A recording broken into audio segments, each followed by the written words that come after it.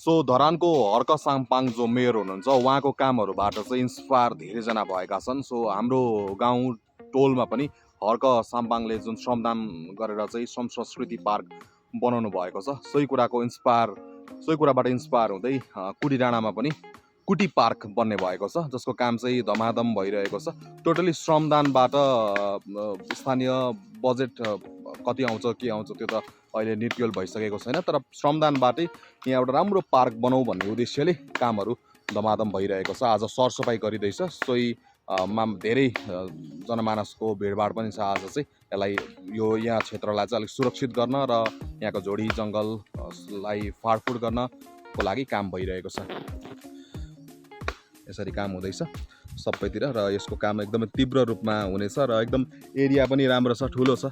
टक्क यो डाँडा एरियामा चाहिँ पार्क बन्ने भनेर चाहिँ अहिले कुटी डाँडा टोल विकास समितिले काम गरिरहेको छ। आज सरसफाइको काम भइरहेको छ।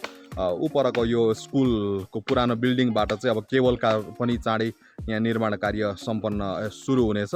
त्यहाँबाट माथि पाथिभारा मन्दिरसम्म जानेछ र तीबाट एउटा ब्रिज पनि, त्यो मुनि बाटो छ, हाइवे छ, त्यो ब्रिज लाउने काम हुनेछ र त्यहाँबाट यहाँ श्रम पार्कमा आउने व्यवस्था गरिनेछ र हाम्रो घरलाई पनि अलिकति अब पार्कको छेउमा बस्न पाइने भयो। यो रातो छाना भएको चाहिँ हाम्रो घर।